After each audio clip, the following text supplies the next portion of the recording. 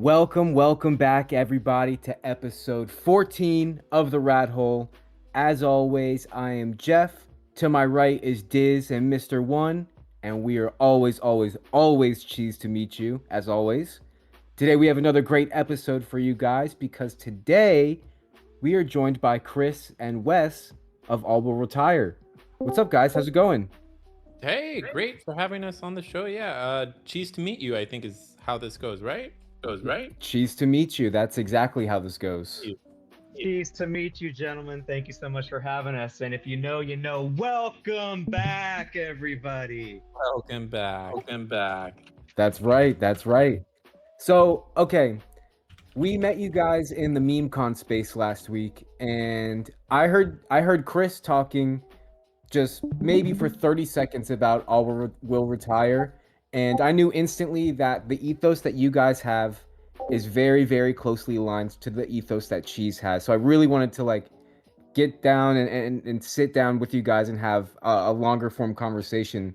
And we'll talk about a lot of things, but I guess the most logical place to start is kind of the AWR origin story. Yeah. Let's get into it. So, I'm Chris. I'm the founder of All Will Retire, and as we say, I'm not the sole developer. Everyone in All Will Retire is the developer, and we're responsible for its growth. Um, but since I'm the founder, I kind of have the origin story, and so my professional experience is in tech and very much focused on greenfield technologies, looking at problems and solving problems even before customers might know they have it. And I bring that up because I've reflected, and brought my own personal beliefs into this project and why it was founded. I've really reflected and believe that post Ethereum launch, especially with the advent of Web3, DApps, DAO, smart contracts, I kind of looked at it as a problem in terms of crypto adoption, given that, post Ethereum been around, I don't know, 8, 9 years.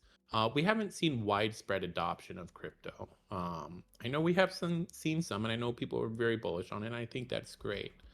But depending on where you are in the world, 75 to 90% of the world does not own crypto. And if they do, they probably own Bitcoin. And there's nothing wrong with that now, but I think it shows that there's tremendous capacity, tremendous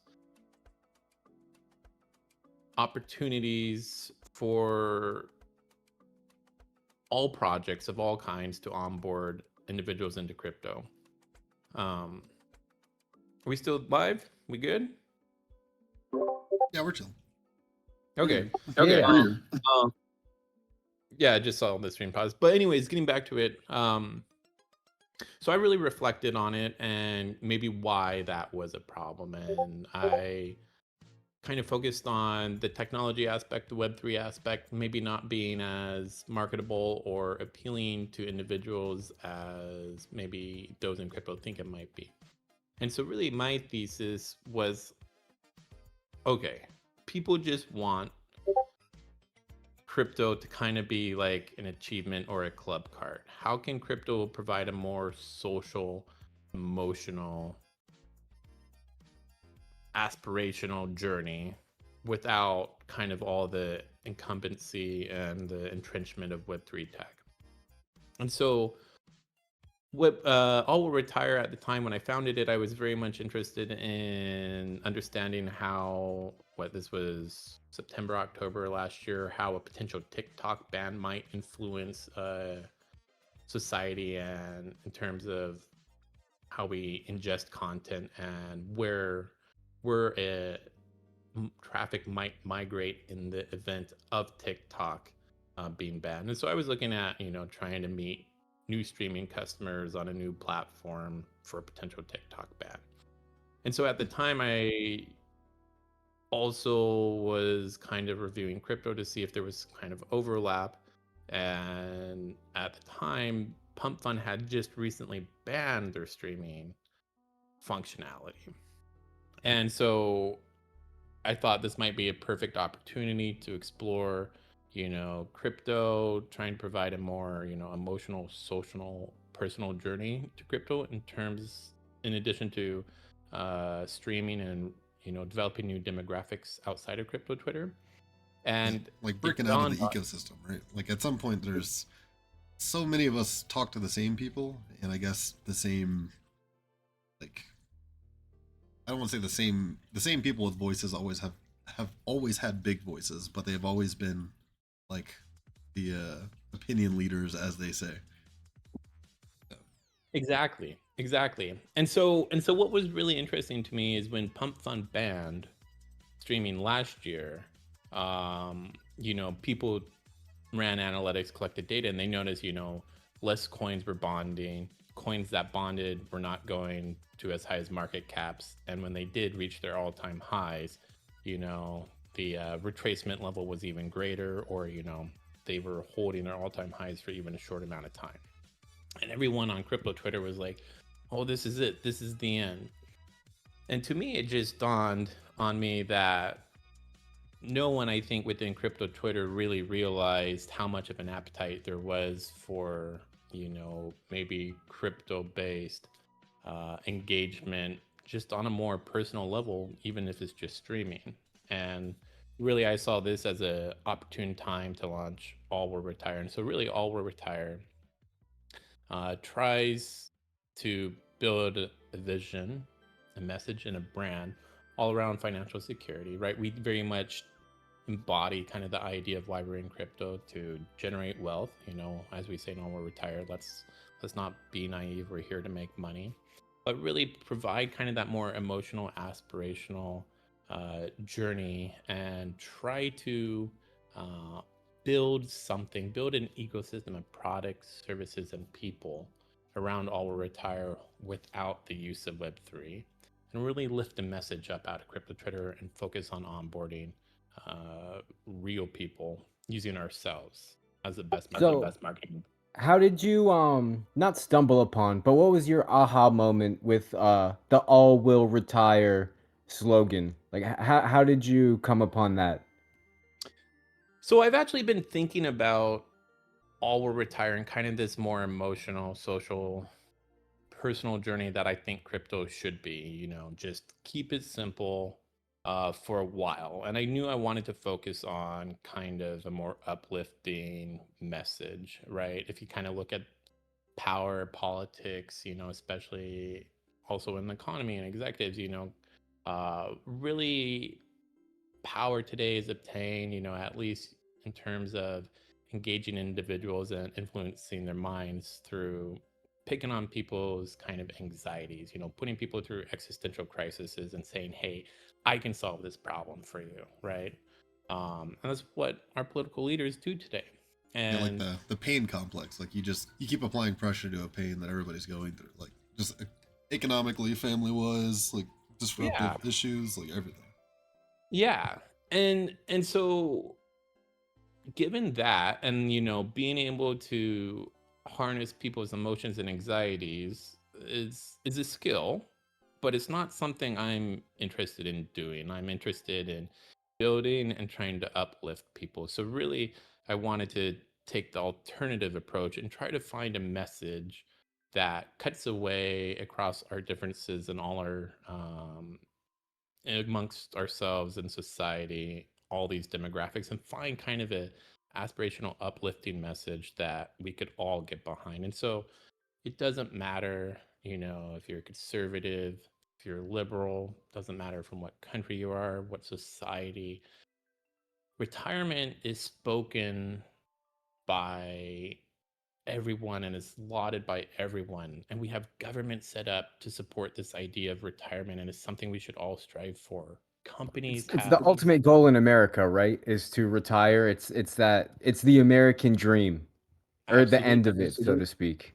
and it's not just America. It's everywhere in the world. Every country Sure. kind of Yeah, absolutely. modern, social, industrialized country has some form of retirement, and it's talked about at the government level. It's talked about, in our businesses and our economies. It's talked about in the media nonstop, and it's talked by our families, and it's never not praised and something that we should strive for. And so really all retire kind of flips the narrative rather than, trying to pick on people's existential crises, is really to say, hey, let's acknowledge that we all want retirement, but we got to kind of build it ourselves, and we got to encourage ourselves, come up with plans, and be proactive in developing financial security on our own terms. And so, kind of coming back to your question about the slogan, it's easy to kind of just create a meme coin. We'll talk about that.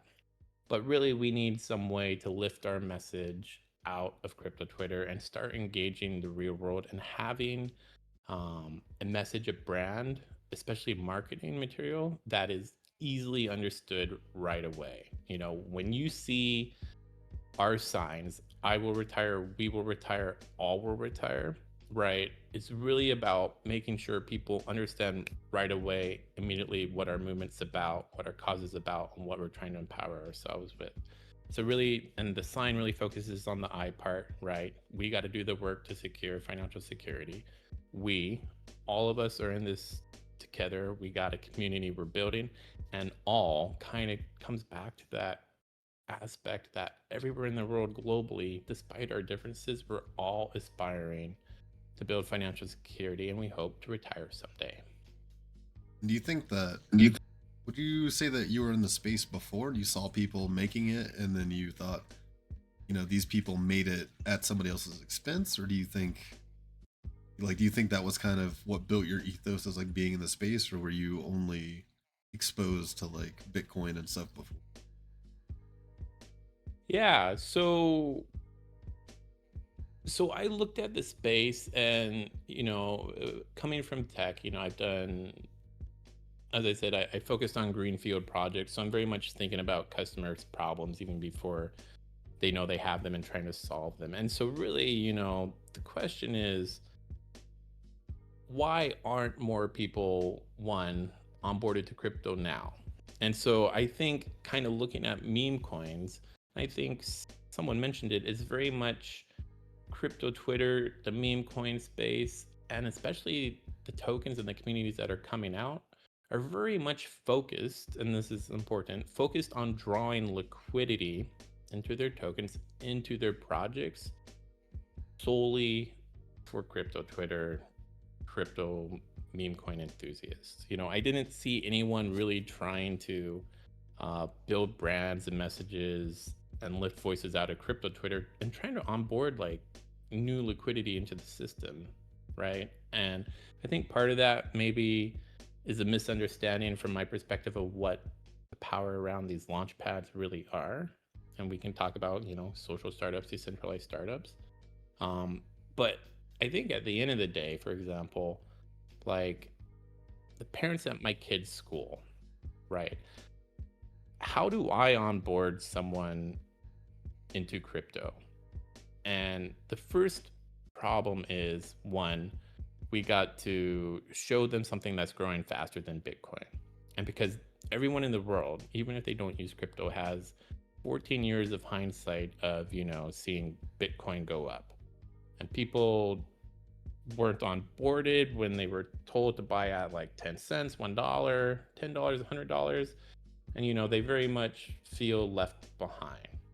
Yeah, then and like all the also- people that were children and in school, or Mhm. granted, even some people, like how young people are now, they're like, yeah, I wasn't even born yet when crypto or when Bitcoin was blowing up, and they like didn't even have access to the opportunity, right?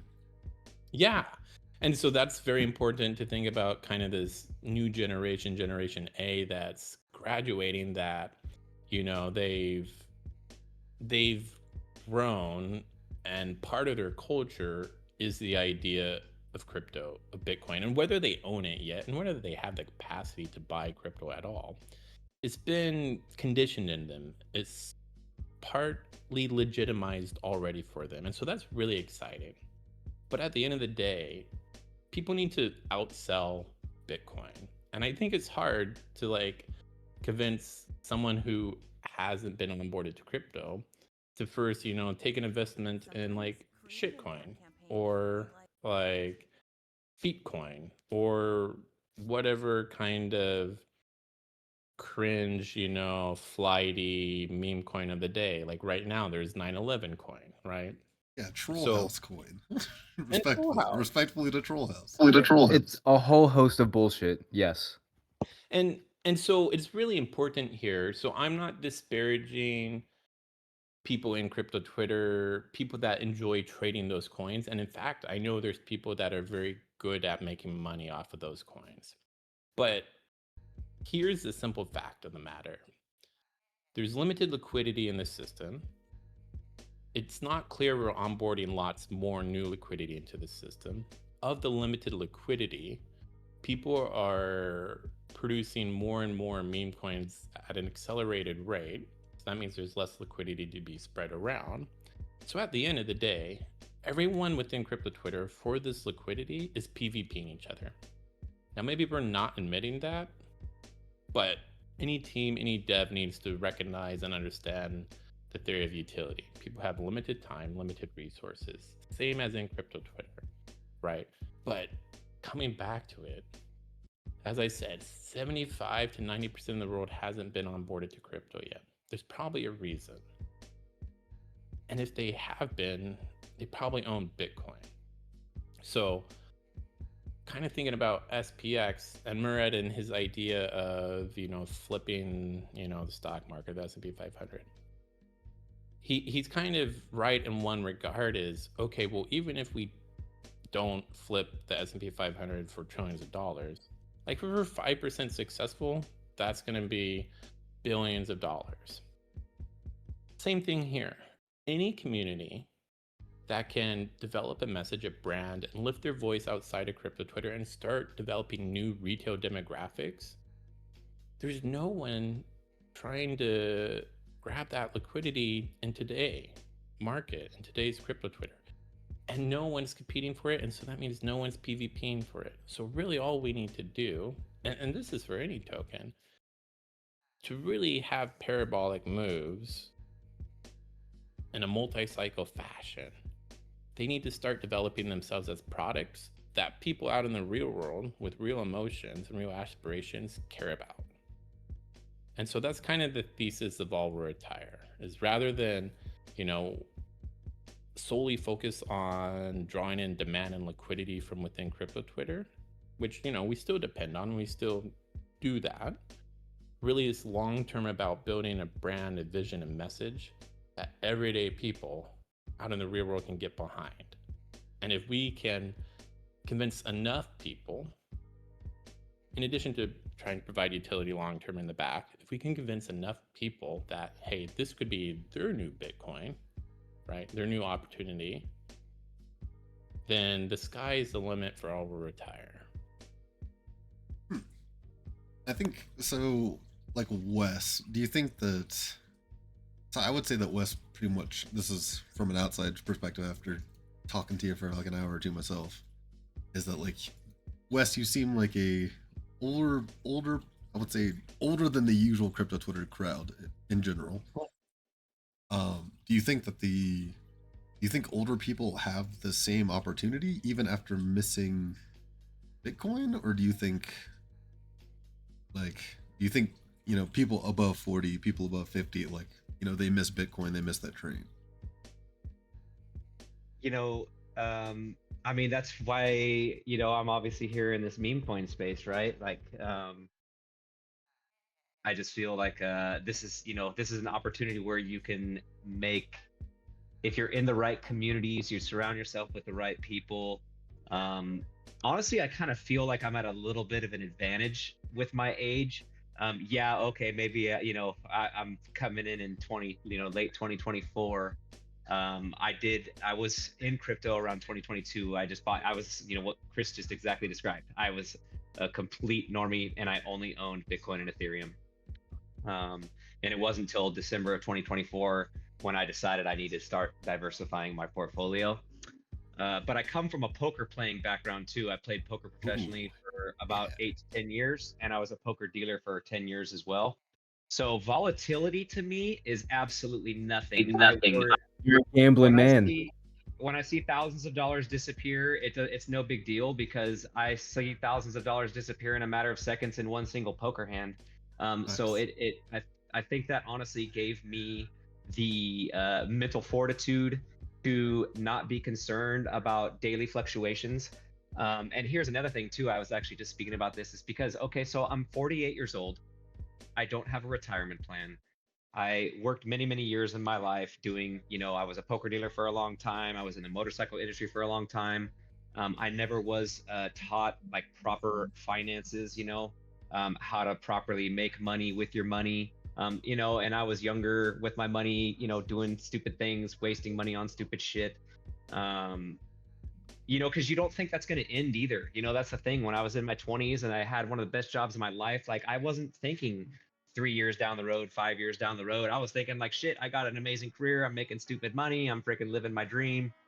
So I never really set myself up for, retiring. And then as I exited poker, everybody around me in the poker rooms that were like really good poker players were doing crypto.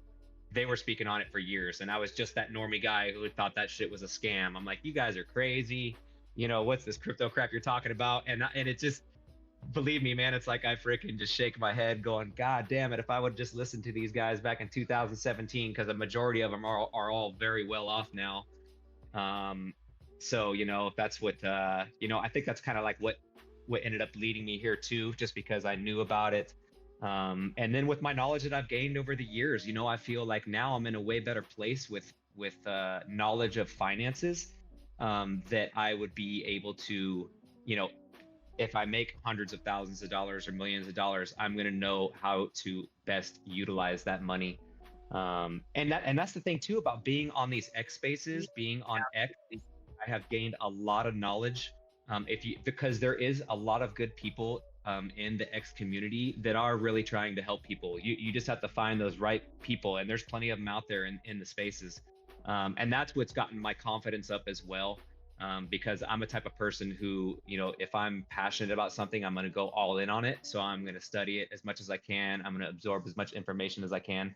And I think that's another thing that's helping my age, right? Because as you get older, you realize like, hey, you want to start investing in yourself. If you're doing that shit in your 20s, obviously you probably had some amazing guidance from your parents, or you just were one of those ones who just decided you were going to be good at finances or whatever, Otherwise, you're kind of like led kind of blindly, especially for my time frame when I grew up. When I grew up in my era, being born in the 70s, I mean, your parents are taught to work 40 hours, 40 hours a week for 40 years to get a retirement. They don't teach you anything about investing in yourself or trying to accrue properties or whatever that type of stuff is. Yeah, and do you think like that grace is, you think it's, I wouldn't say lost, like lost feels like an overstatement. Do you think like the grace is just not there enough for like the younger demographic of people? Like, do you think everybody feels like they know too much for too long until they realize they don't know anything at all at some point? Or yeah, I mean, I think you nailed it. I mean, because that's the thing is that the generation now is so, everybody's based on like dopamine, right? With these TikTok apps, the freaking Instagram apps, all these different applications, all these different social medias.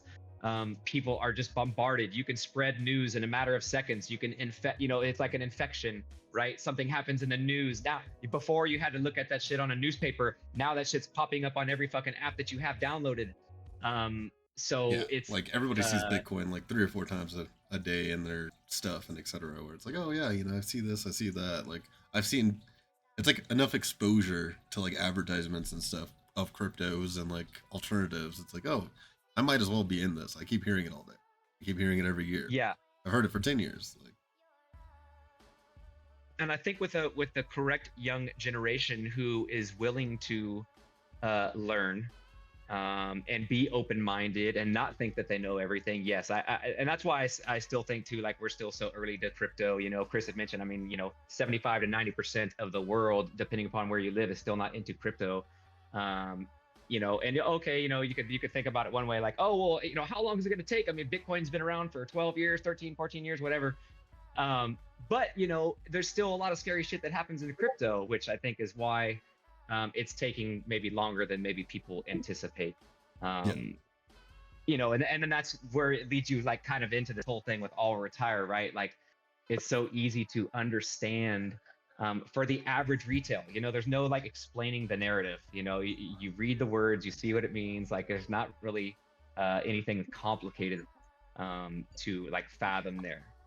But so going back to your question with my long-winded answer, Hmm. I think that it can go both ways. I'm very thankful because I feel like if I'm not where I'm at right now in life, that I wouldn't be as serious as I am about trying to do what I'm do here, do what I'm doing here, and that's create obviously financial wealth and financial security for my family, and Yeah. that's the whole goal. That's the And whole like, goal. And so yeah, I think if people aren't like long perspective, I guess, like big picture in any way, right? Like that's at some point they have to realize like you're not going to be like you can't be a server and make $500 a night every day, or be a bartender, or like me. I used to work in hospitality a lot.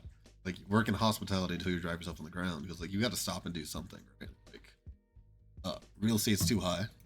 You can't buy gold. Gold's at all-time highs. Like it's just one of those things where like people are realizing that's like, oh yes, look at your parents, look at your uncles, look at your grandparents that don't have anything. What are you supposed to do for them?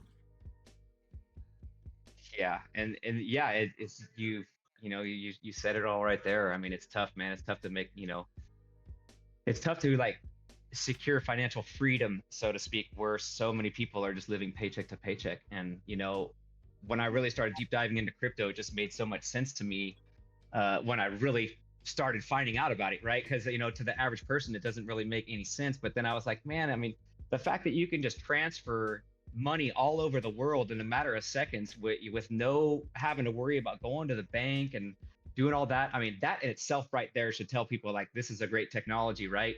And then I think when it really hit me was a couple seasons ago. I have a season pass I get every year up at a ski resort in Lake Tahoe, and they went no cash, literally no cash. You can only use Apple Pay and debit cards. And that was another like light bulb that just like smacked me in the face and was like, we are literally going away from like using paper money. And I don't think that'll obviously ever happen because there's reason that it's here, right?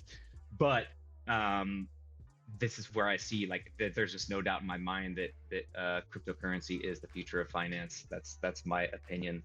I Yeah, just and don't think that I think that's what I like about like how Chris puts it, is like you have to onboard like your parents, you got to onboard your friends, you got to onboard your network, Mhm. because at some point you're going to be stuck with like, oh yeah, paper, like fiat goes out the window.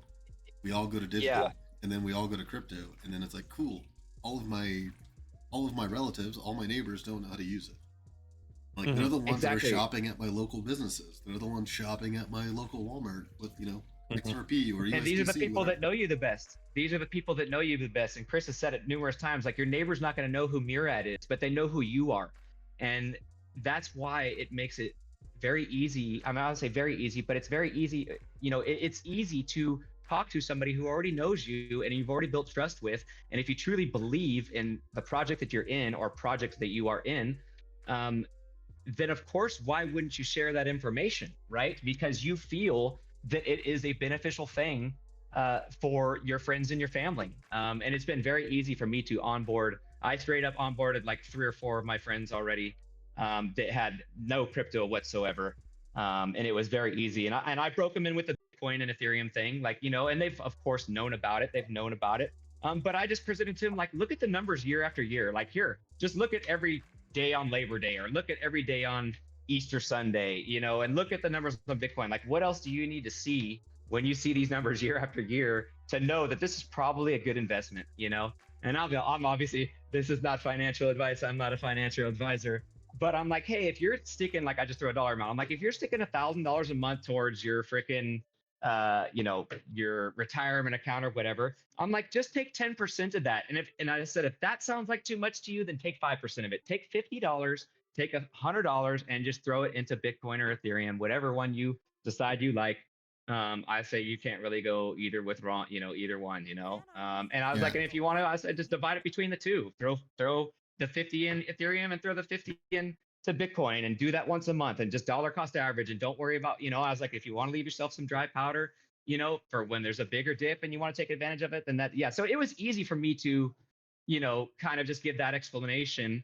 And then of course I told him like, hey, I'm in this culture coin. I'm an ambassador, and of course with all my close friends, they already know what type of person I am and how passionate I am. And they're like, well, shit, if Wes is freaking like somebody who's like making content and, believes in Yeah, this as coin, part well, of the of course team. I'm going to, Yeah. yeah, of course I'm going to have his back and I'll throw $100 at it or I'll throw $500 at it or whatever whatever their budget may be. And I tell them, of course, I'm like, hey man, just pretend this money's not there because you could lose this money. It could go to zero. That's what I tell Yeah. them. I'm like, look, this is a meme coin. You never know what's going to happen. Fucking, there could be a war that starts tomorrow and who knows, it's something out of our control that we can't do. So don't play with any money that you can't lose. I'll tell them that straight up too when getting into we had a conversation recently, me and Jeff, with people like talking in a big like meme coin space as a whole, that we were like people get like the hardest part to onboarding people, especially like our older relatives or whatever the case may be, is always like, yes, like people just don't want to onboard the responsibility of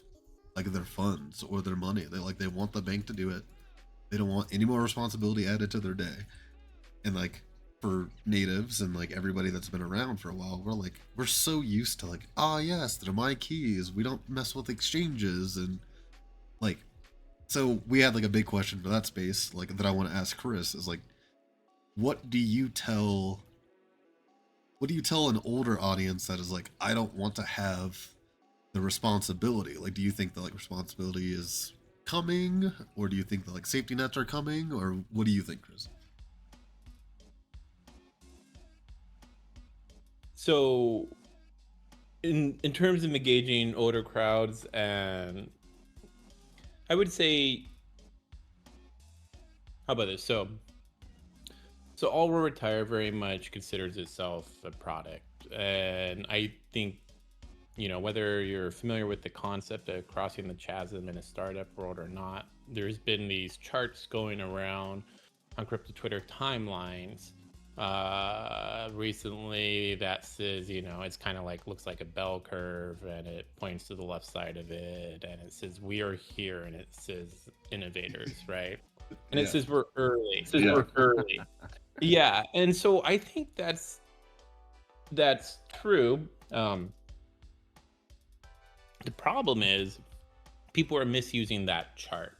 And I think this comes back to maybe your question, talking about onboarding older generations, or maybe those that are more risk adverse or, uncomfortable with the concept of crypto. So those charts that say that we're early and, points at like the early adopters, innovators, and the 2.5% of, the demographic that is participating, really talks about market participation, and really splits up, market participants into innovators, visionaries, early adopters, middle stage adopters, late stage adopters, and like consumers, retails, etc., VCs. Yeah. And so that chart really represents consumer participation from the standpoint of their willingness to accept an incomplete product, right? And so the late stage adopters are not interested in early innovation, are not interested in, putting risk to make 100x, 1000x in startups, in crypto and whatever. They want complete solutions, things that they're comfortable in. So I think really, when we ask ourselves the question of onboarding anyone demographically, really we need to look at the problems that they're encountering out in the real world and see if that, crypto can solve it for them. And I think if you look at, coming back to Web3, I think a lot of people have, what I call real world problems. And then the crypto community, crypto Twitter, creates crypto world problems. We've heard the saying first world problems. The crypto space very much believes in this tech that they're building is solving problems for people.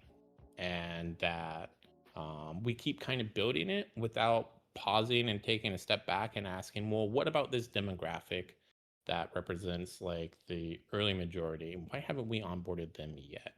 And so I think really we are doing a poor job listening to what people are concerned with in the world and trying to, fit a square peg that might be crypto and Web3 into, a circle hole that represents their problems. And so I bring that up and I want us to think about Trump coin for a second. And so I know there's a lot of feelings around Trump coin, and that's okay. I have a lot of feelings too. But I need us to set aside our emotions and our biases for a second and really analyze what happened and really kind of think about people's problems and how they might want them to be solved.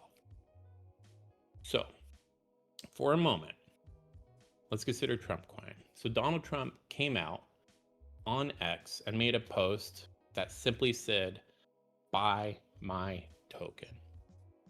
Let's celebrate what we do best, winning." And that was it. And that message got displayed, reposted, sent all around the world.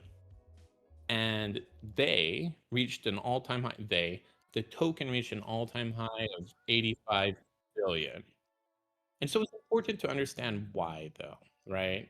I understand there's a lot of negative aspects about that launch, but the fact that it reached 85 billion can't be denied. And the reason is that people who have emotions want to be seen, want to identify, self-express, and say, hey, I'm part of something. And that's all that they needed crypto to be.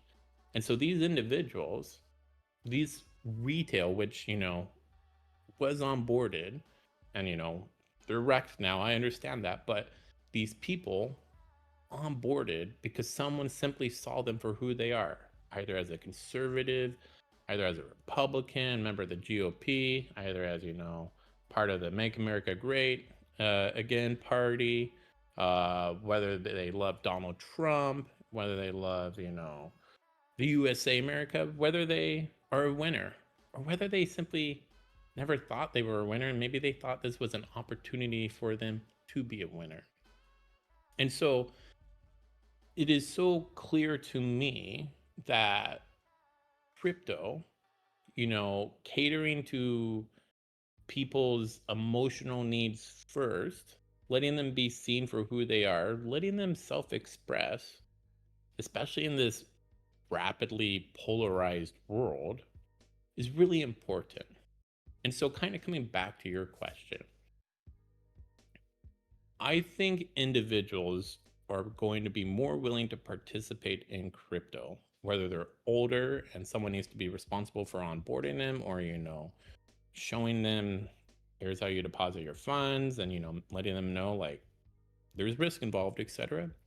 People are going to be more interested, more willing to participate if whatever crypto, whether Bitcoin, all will retire, whether cheese, is able to resonate with their needs out in the real world, outside of crypto Twitter, resonate with their needs and satisfy their emotional needs associated with their identity, how they want to be seen in the world, how they want to express themselves in the world, and having a sense of belonging, whether it's simply like, hey, my belonging is I love Donald Trump, I love America, now I own his coin and that's great for me, right? Yeah, like that's your collectible token of culture. Like that's just how you wanted to do it, right? Yeah. I think that's like important, especially for the space, because I think I would say that we kind of fall in the category where we have a product. Like I speak solely as like the entertainment arm of the product. But I tell people all the time is like you have to realize like there are people that do the things that everybody's doing in Web3 in the real world on Web2, like have been doing it for 50, 60, 70, 100 years.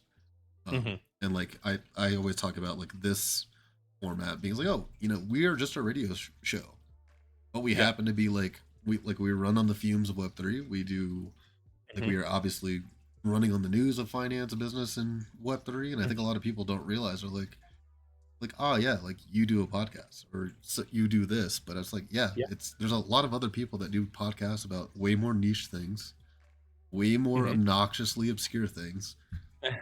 Yep. True crimers, I'm looking at you out there. And that's like my thing is like some people are like, oh yeah, I identify as somebody in crypto or I identify with crypto Twitter.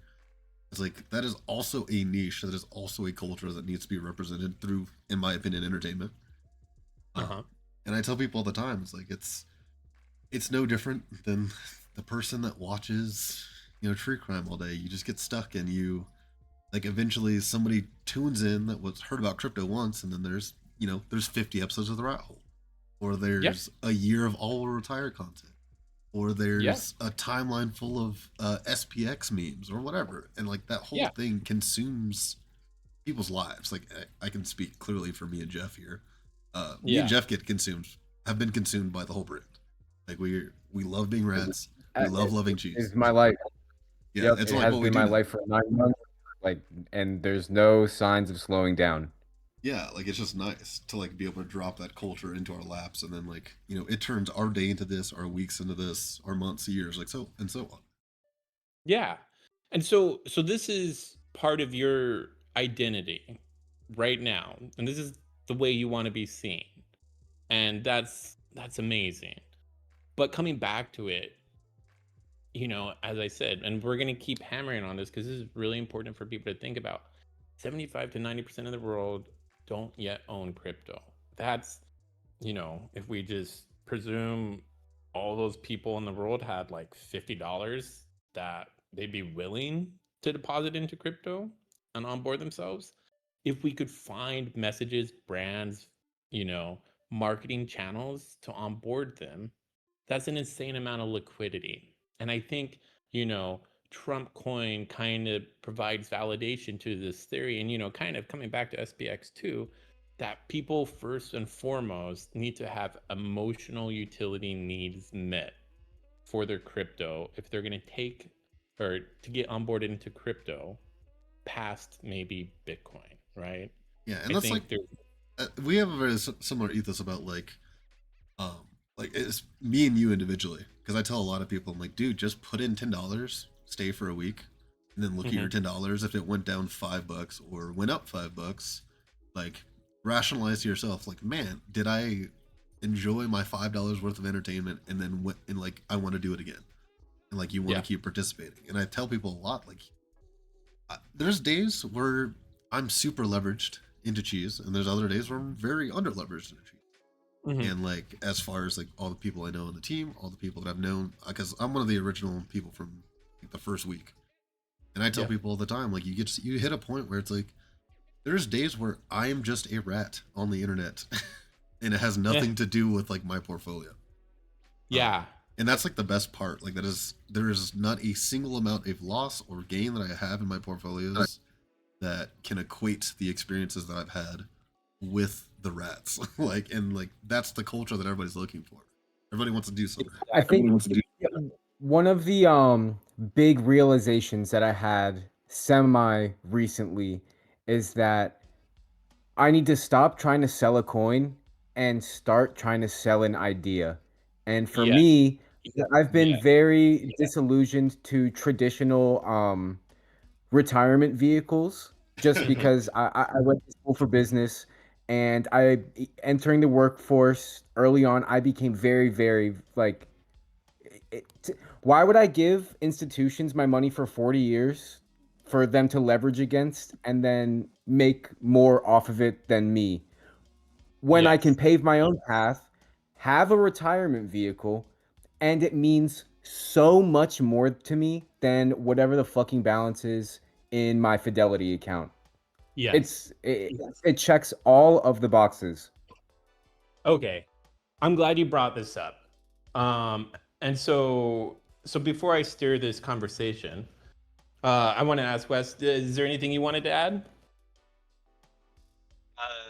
No, man, I'm freaking, I'm loving everything I'm hearing right here from these guys as well. I mean, the one thing I did want to bring up though is you know, he brought up about the, you know, thinking, you know, the short-term thought process and the long-term, right? And that's the thing for me too, why, you know, obviously, I am not worried about what happens in a week. I'm not worried about what happens in a month, because it's taken me this many years of my life where I'm at, you know, almost 50, I'm 48, um, to get to a point where I feel like I have found an amazing opportunity within crypto to build up my financial security. And so, that being said, I'm not worried.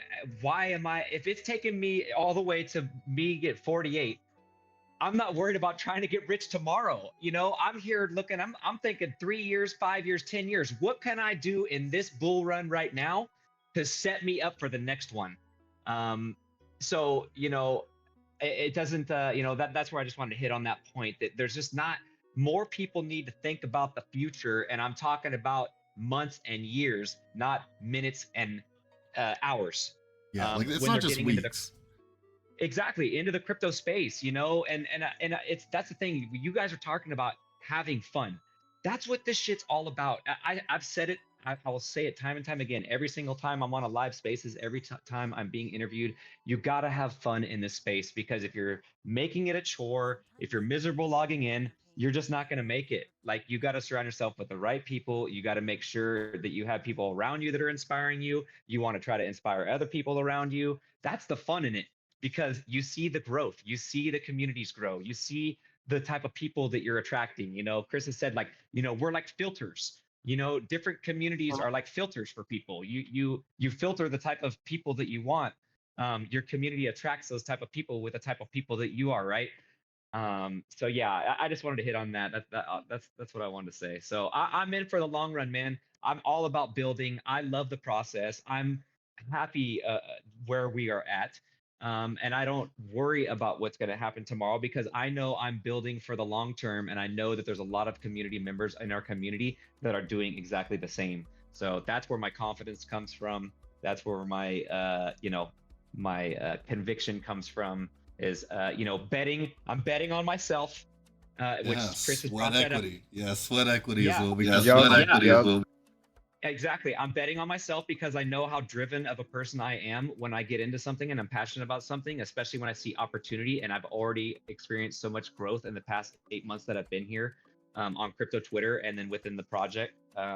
So yeah, you know, that's what's up. So I'm here for the long term, and I'm having fun, man. I'm having a blast doing everything that I'm doing.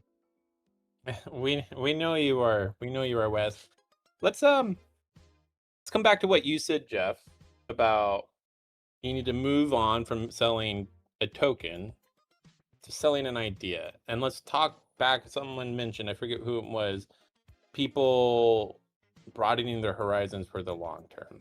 And let's start talking about launch pads and the concept of a social startup. Um, so So before we talk about social startups, let's kind of reflect quickly on, you know, how altcoins come to be, right? You know, prior to launch pads like Pump Fund, right?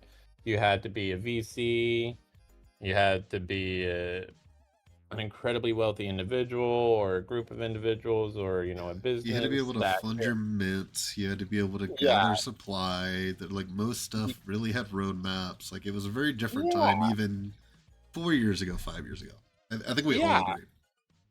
And so it's important. Let's call out that they had to raise large amounts of capital, expend large amounts of capital to fund well-organized labor to produce, you know, perceived utility that they would later sell to the public at a high valuation, right? And so that was kind of the dichotomy, the routine, you know, 2023 and earlier, right? But these launch pads have essentially flipped the script on the head, right? I can go launch a new token for $5 now. You know, it cost me, I think, $2.50 at the time of Solana's valuation to create All Will Retire. And so these launch pads are largely misunderstood for their purpose, their power right now. I think that crypto Twitter has perpetuated this idea that these launch pads are bad, that everyone's rapidly producing meme coins at a faster accelerating rate, that liquidity is getting spread too thin, people are getting wrecked, trenching's become harder because, the rapid commoditization of retail liquidity has happened and retail liquidity has been wrecked. And I understand those people's arguments from their perspective, but I don't think anyone's really looking at launch pads the right way. And here's why.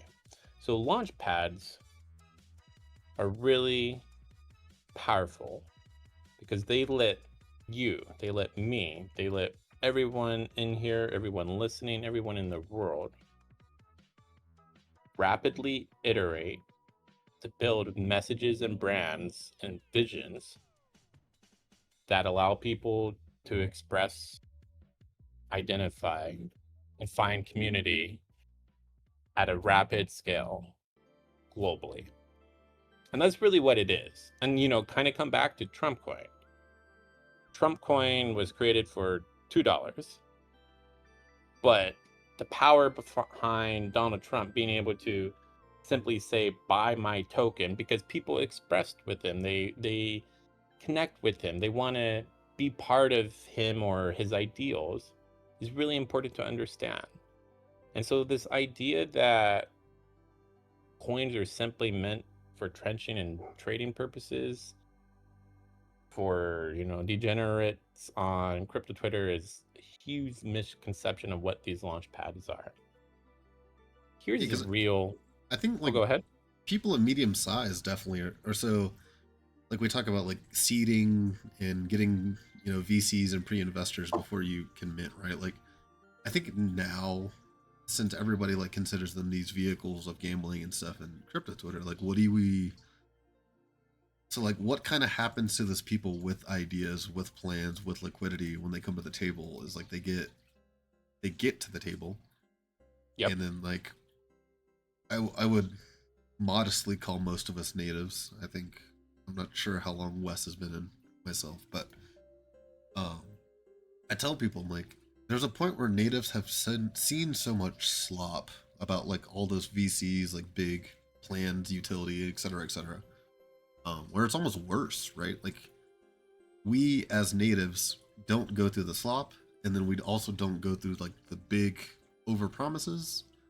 And we sit here, and I think it, like, I want to say, like, paralyzes a majority of the, like you said before, the bell curve. It's like we all kind of get paralyzed in the bell curve because, like, we don't make an action because there's so much on a titch economy. There's so little overpromising on utility. Yep. And then at what point do everybody in the median, like, where do we start falling into? We fall into all these things that have been here for amounts of time. People that provide value first, which I don't know how involved you were in NFTs, but, like, even NFTs were very similar, where it's like, oh, people could just, right click and save NFTs and participate in culture and, like, get their value add. It's like, oh, people could just, right click and save NFTs and participate in culture and, like, get their value add through experiences, entertainment, etc. But it's never been so scary for everybody natively because it's like, oh, is this just a rug, or is this just some bloatware, is this just whatever? Like, I just don't think people are doing very well placed value propositions that are not, like, over promises anymore. Well, and so here's where I think we need to go, and here's the power of these platforms and really kind of this idea of these social startups. Given that, if we look at these launch pads as tools to rapidly iterate, to find kind of global social expression and identity through ideas, right? That's what Jeff mentioned earlier. Then really, every coin minted on these platforms is another opportunity to be the next Bitcoin. And I want you to think about that for a sec, and I want you to consider what Bitcoin was when it first came out. Yeah, it Bitcoin was was a an meme attempt coin. at DeFi. Yeah. Bitcoin was a meme coin. Bitcoin is a meme coin when it first came out. And it was a group of individuals with an idea, a vision that said, okay, we share the same idea, this vision, maybe this worldview where we believe in this decentralized digital asset. How do we make it?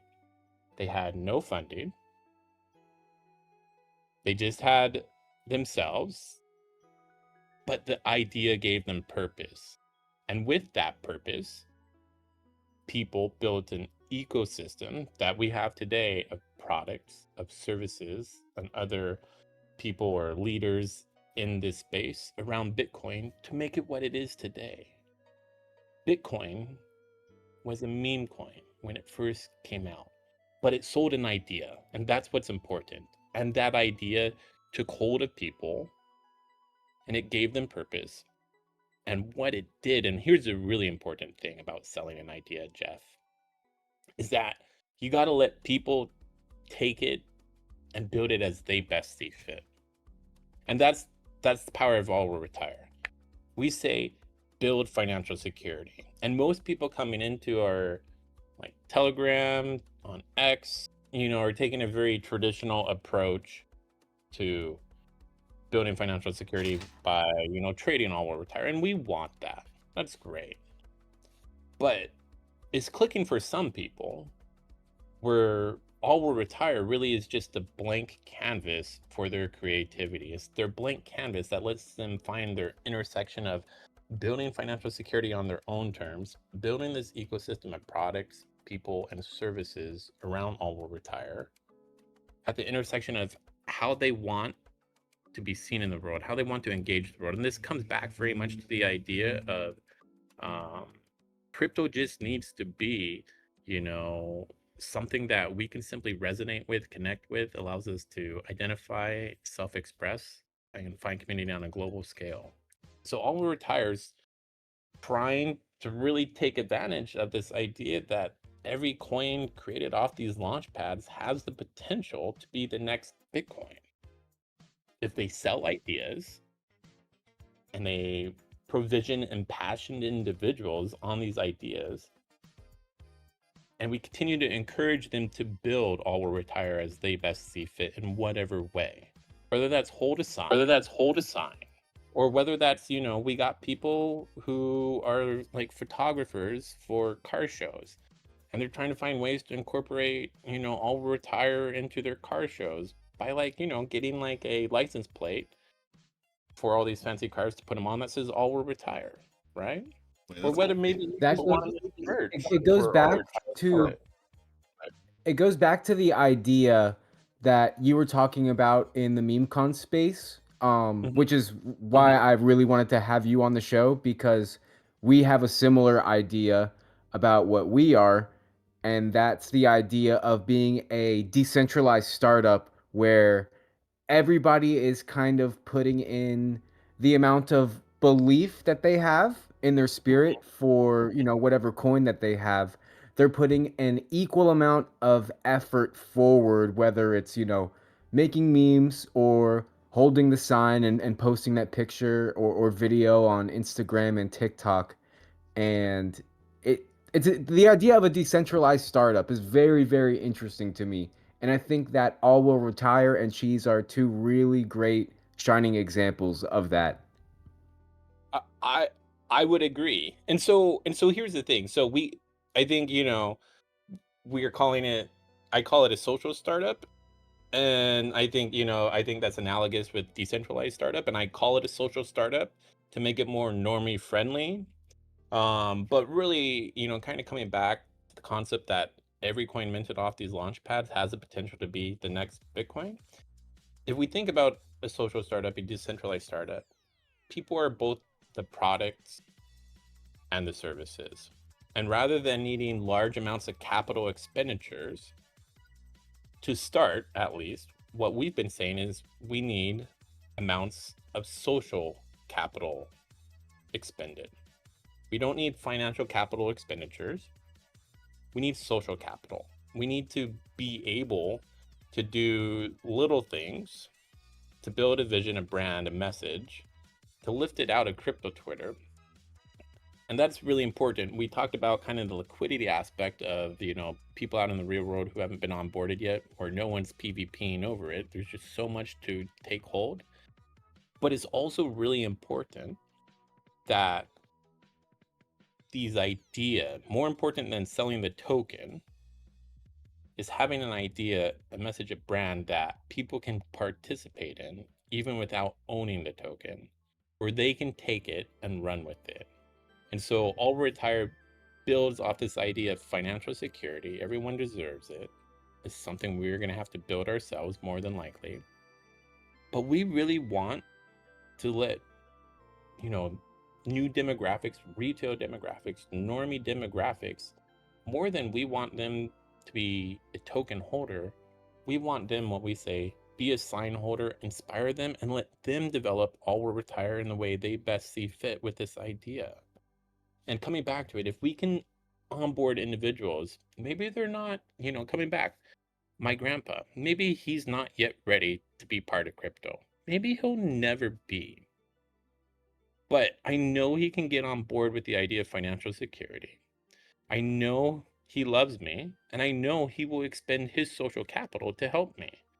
And for all I know, maybe he's a CPA, and he'll spin up a YouTube channel, and a All Retire YouTube channel, and start talking to people about how to save, provide basic financial literacy knowledge, have them build saving strategies, or talk to them about trading and come up with strategies there. Yeah, There's like building so awareness, right? Like the awareness Yeah. is like the scary part, because I think is when people get aware of the when people get too aware of things. Oh God, there's a. You okay over there, bro? Yeah, ambulance passing the, Yeah. passing the Man? studio. Yeah, they're coming for the cheese. They're coming for the cheese. Cheese is on fire. That's soon. right. Yeah. But Uh, the awareness, I think, is the hard part for everybody. It's like people start realizing, once you're aware that the whole Web3 ecosystem exists, right? Kind of like how Wes was just sidelined from the ecosystem just by ignorance, right? Like people just don't know. I think it's fair to say that a lot of people, even like I said, even if it is exposure to Bitcoin, even if it's exposure to alts or memes or whatever, or to the Trump coin, at some point everybody's gonna realize my underexposure has brought me financial hardship. It has brought somebody I know financial hardship because when they could have done X, Y, Z, but sometimes the opposite is true. Like people are getting scammed, people are losing money. But I think it's I put it in the sense of what's the most I've seen my friend spend on a bar tab? How much do I see my friend Uber Eats $500 a month and stuff like that? I'm like, what if you especially in the terms of utility with crypto cashback and all the credit cards now, is I'm just why don't people make something useful that benefits you from being a regular consumer as you already are, and then you just benefit in crypto. I think it's the lost cause where people are oh yeah, I want to get liquidity, I want to onboard retail, but it's like you said, just provide value, right? It's pretty easy. I mean, I'm not saying that it's easy, but at some point enough people would want to provide that. I think coming back to the idea, if we sell, coming back to the concept, if we are selling ideals that cater to people's emotional needs first, and then we allow them to see that the idea is really the empowerment of them, their creativity, their passion, and their output into the world and how they want to be seen, they will participate in the idea whether or not they're a token holder. And I know that's maybe hard to believe now, but if you look at Bitcoin, people participate in the Bitcoin ecosystem even if they aren't token holders, right? Even just by speaking on it. Yeah. Exactly. And it's in cultures and media, right? There's this in like TV sitcoms. And so the idea that we need to create a token simply to cater to crypto Twitter, to crypto community, to trenchers or degen gamblers, and only build a message which, maybe is Pepe Frog today, or, some Momo dog tomorrow, some Biddy mascot, whatever. Yeah, it's a Pepe rat yesterday, tomorrow, and Yeah, the next day. yeah. And so really when we do that, we marginalize all the value of these launch pads and our opportunities to do something great. And I don't say that like, oh, I think all will retire is going to be Bitcoin 2.0. But all will retire was designed to become Bitcoin 2.0. But it now depends on us selling an idea, empowering and provisioning people that get emotional utility out of this idea, that can self-express, self-identify, find global community, which we're well on the way. We have global people around the world, and really encouraging them to build their own all will retire brand, their own all will retire vision. And a Yeah, it's lot of like our social capital is, or like you said before, like social capital social is pretty good to use, right? Like it's sweat something that everybody has equity. access to. Exactly, sweat equity. And so at a certain point, as all will retire continues this trajectory, and we're not talking about our tokens price or anything, just in terms of slowly onboarding people, getting more high visible people out there that are willing to bet on themselves to further this idea, eventually people will start investing their own capital expenditures to grow all will retire. And maybe that means someone makes a merch store. Maybe someone sells stickers. Maybe someone is a CPA and, is an all will retire CPA. And they collect all the profits. And that's important. That's the way it should be. Just people innovating, iterating on this ideal of financial security retirement through all will retire. And that's how long term all will retire has the opportunity to be the next Bitcoin. I think there's a lot of people in the space, especially I would say memes into utility, like the pipeline, right? Where people want to say Bitcoin was a meme, then it got utility, then it became like a financial um, That's it. infrastructure, right? And I think Yeah. it's the same thing as like we can look at, I believe it's Shib that did Bonk, or is it just was Bonk first? I can't remember. Like Bonk is now one of Uh, these launch pads that exist, so it's like everybody does yeah. this thing where I I would I use the term escape velocity, right? Like you hit an Mhm. escape velocity where like this idea just becomes so much, right? Like there's so many people that have a mind share, so many people that have a motive, so many people that have like aligning ethos. Um, Mhm. like at what point do you think um I don't want to I don't want to like disarm anybody by saying it this way, but like do you think that um ideas with age will benefit in like this long run on the other side of all this launchpad craze and stuff? Like every idea is tokenized, or do you think ideas that had so much social equity, even without price action, will go the furthest? Like, do you So seeing all retire 1,000 times through the bull bear or whatever on the other side? They'll be like, oh well, this never went to a billion, but it also was all over social networks or social media. so I think it depends on what your metric of success is. If your metric of success is a measurement of the market cap, then if all retire never goes to a billion, but we're all over the web, then you'll consider us a failure. it's really important that, and, this comes back to the idea of, kind of the rise to power today, very much through speech and picking on people's existential kind of anxieties, and me not wanting to do that. It's really important for me that All Will Retire provides a journey of becoming for individuals.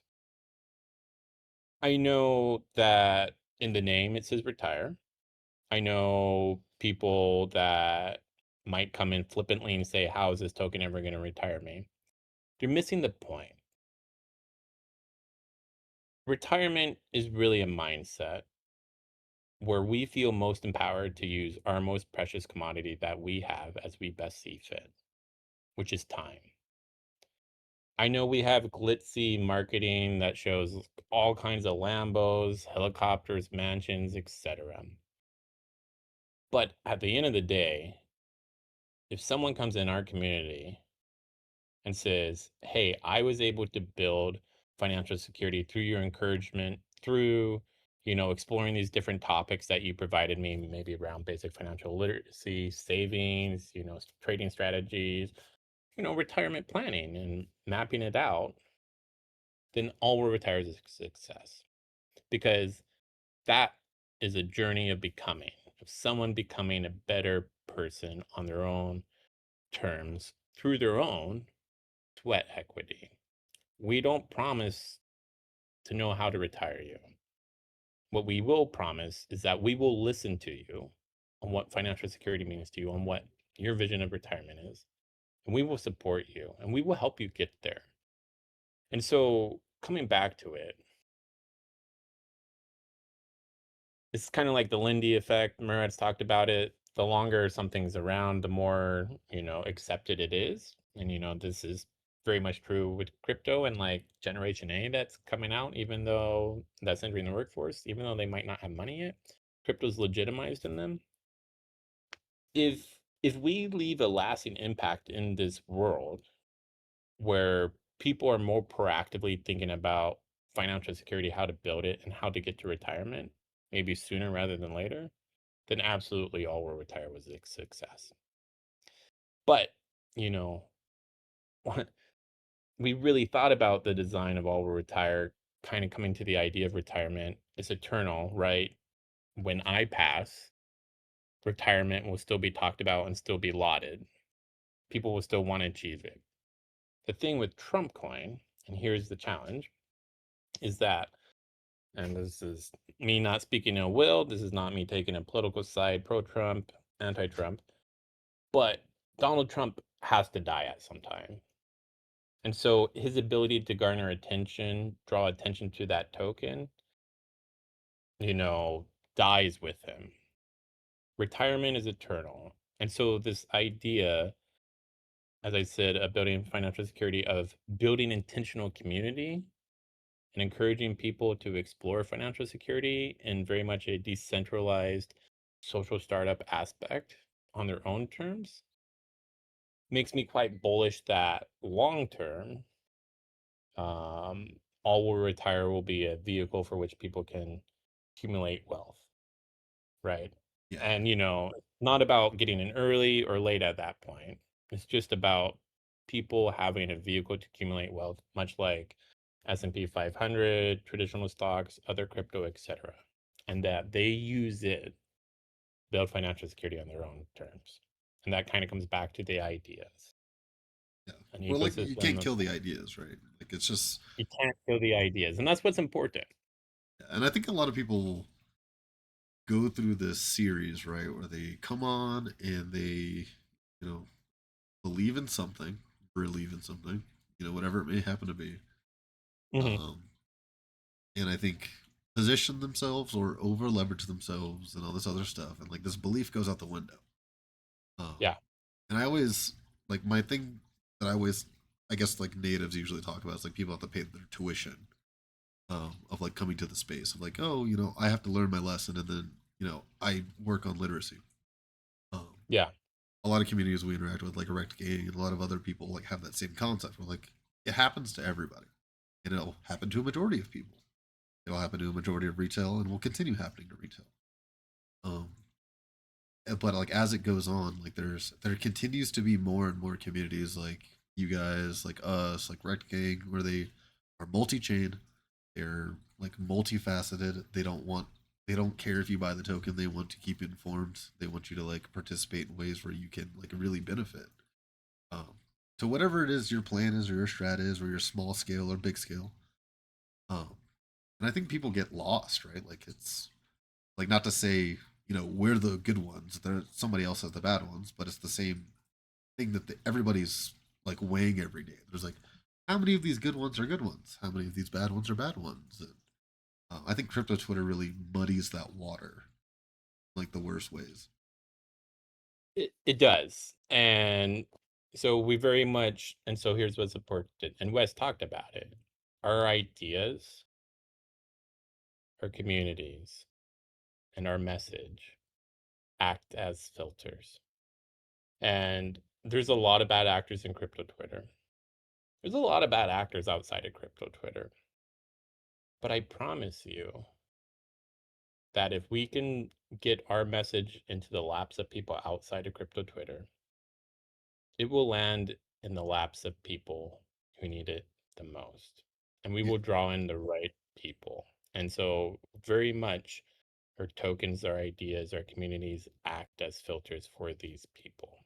And it can be arduous at times and hard, but the longer we keep going and trying to push this message, the more of these people we will reach. I mean, even if it's like, especially for you guys, especially if it's Instagram, especially if it's like share the Rat Hole podcast on Facebook. Let your family members see you talk to some rats on the internet. That are Real. like some rats on the internet, like that are Yes. really Share the informing you rat about hole finance. family reunion. Yeah, like share it to your uncle. Share it, like your uncle that may you know even if he talks about Trump, even if he talks about Biden, whatever the case may be. Like let him know like you can still be financially literate. Like Yeah. no matter like what political position you play, you will have the benefit of it also not mattering because you're in crypto. Like we don't care. Like nobody here cares. Yeah. Yeah. Um, Absolutely. and I think that's like the scariest part for. I would say, like what I think is the scariest part for younger people and older people, um, in the space and adjacent to the space, or have heard horror stories about the space, is that it's like, oh, it's a scam. This, but like, oh, my son does it. Oh, my dad is 30. He lost the house on crypto, but it's like Yeah. we're moving in a direction where there's a lot more security coming. I can't overstate and say that it's here today, but like there's security Yeah. coming. There's going to be safety nets. Retail is going to be here, um, and like people shouldn't be driving to like run them off or make them go broke or like I said financially Yeah. ruin somebody just because of their ignorance. Yeah. And so here's what's so cool. I think, kind of coming back to the idea of launch pads being tools for rapid social expression, identity, sense of belonging, finding that community at a global scale, right? Like, and, kind of coming back to what we've been talking about, selling ideas, like maybe someone is not ready to buy crypto yet. That's okay. But if you still have an idea for them to participate in too, they will want to do that. Like, even if my 70-year-old grandpa is like, I'll never do crypto, it's not safe. I can go to him, say, hey, grandpa, I'm trying to build financial security on my own terms, and I'm exploring it. And here's this awesome community called All Will Retire. And we're trying to, encourage others to build financial security as well. And one of the ways we do that is we try to spread the message with our signs. Will you take a photo with me? Will you participate with me? So, and I can guarantee you my grandpa will say yes. So it's really important that as we sell ideas, we don't craft ideas that are exclusive of individuals that don't hold the token. Because if we do that, we never provide them an on ramp for them to buy our token later if they're not yet ready. And if we do that, we can never provision their social capital in our decentralized, in our social startup to help us grow it. And for all I know, and for all you know, my grandpa could be, the world's most savvy businessman and could help me grow all will retire while building financial security and pitch me ideas, even Yeah. if he doesn't partake in the crypto. So it's really important that our ideals, our visions do not exclude participants for not holding the token. Yeah, like I think Mr. One would put it probably the best way. All of us. He's like, so we have like a mission statement that we joke about all the time, where it's like, oh yeah, no, I Mr. One, the mission statement. Oh, mission statement. Let me pull it up 1 second. I should have memorized it or tattooed it onto my Yeah, you body should. at this Yeah, stage. I literally, I'm surprised you don't have it committed to memory yet. Yeah, but I'll read it out quickly. It's Cheese is on a mission to build a worldwide character brand powered by community-driven stories, games, and mimetic positivity that reaches every corner of the internet. Yep. Is That's so. great. Yeah, so just like even like a mission like Love it. that, right? Like we can have people that come on. You know, we have you guys come on. We have guests come on. We have builders come on, and like we don't tell anybody to buy the coin. We don't tell anybody like, hey, you got to get in cheese. Like we like to platform people with good ideas, like with good Yeah. ethics, like with good ethos, and like at the end of the day, for us, like that's our mission statement. That's all we want to do. Like we don't care if the coin pumps. We really just want to watch people come on and like celebrate greatness in the space and celebrate great ethos in the space. I think Yeah. people people lose that really quickly. And so if you stick to that, if All World Retire sticks to that, if everyone who launches a coin off a launch pad sticks to that, then they themselves have the opportunity to be the next Bitcoin. Because really what that is it's providing the same environment, the same petri dish of nutrients, the same fertile soil in which Bitcoin was born. It had a group of very passionate people with an vision, with an idea, with with an ethos coming together, putting forth their social capital, their sweat equity to figure out how to build it. And that is the power of a meme coin. Real. Real. Everybody Man, applaud. if Everybody there's applaud. if there's ever been a mic drop moment, I think that was it. I could keep having this conversation for hours, but unfortunately, I think we have to wrap here. But I think we're gonna have to have both of you two on again in the future because we're, 100%. we're too aligned Absolutely. with the ways that we think. I would love to. Let's organize, let's get together, let's sync up. I would love to chat and just disseminate ideas. And this was great. Yeah, absolutely. Before we go, do you have any parting wisdom for the rats that are listening at home? How about you, Wes? You got anything to say? You're our resident hype man.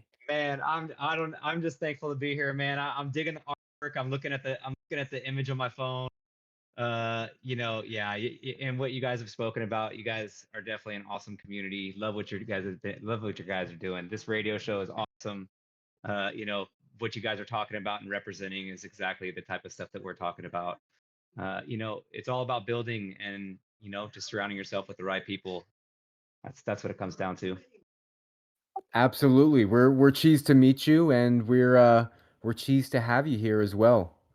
Yeah. So Nice to meet you. I guess my parting words for both rats and our family members, kind of coming back this concept. And to really empower people, I'll leave you on this.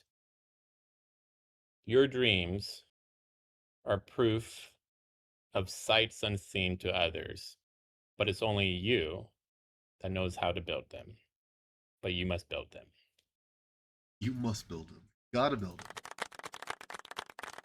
And make sure you're having fun, guys. That's what it's all about. Make sure you're having fun. That's key. Alrighty, well, with that said, wherever you may be in the world, wherever you're listening from, have a good day, have a good night. Cheese to have you here, and we will see you next time. See you next week, Cheese. boys. Yep. Nice to Cheese to meet meet you. Cheese to be here. Yeah. Do it again. Can't wait. Cheers.